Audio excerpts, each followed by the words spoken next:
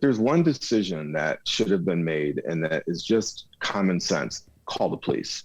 As soon as this information came available to the school district, you don't go to the principal, you call the police. The principal doesn't go to the parents, you call the police.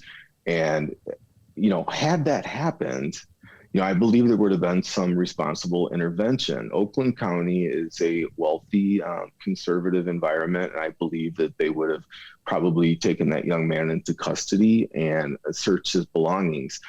And I believe that the school really dropped the ball in that regard. Now, whether or not they're ultimately held accountable, time will tell, but I certainly think there's some culpability there. You've mentioned, some of the state laws in Michigan, and so we kind of want to go into that because the 30 states have a law known as the Child Access Prevention Law that requires adults to keep any guns out of reach from children. Now, of course, Michigan doesn't have that law, which you've also already mentioned. Now, do you see this case potentially then motivating lawmakers to change that in Michigan or any other state?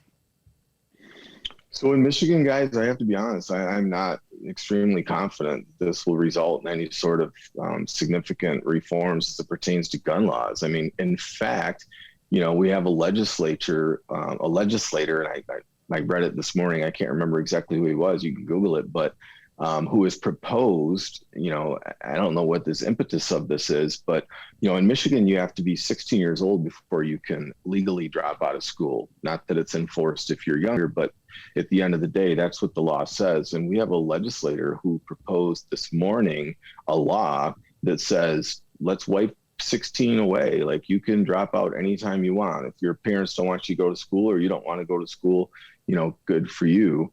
And I think that's consistent with a lot of the attitudes surrounding guns, in the state. It's extremely troubling.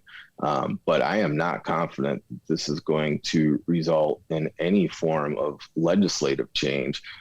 I think that, again, what we've already discussed, I think the prosecutors around the states, God forbid we have this happen again or anything similar to it. I think they're going to take a look at not only the person who perpetrated the act, but who allowed the act to happen.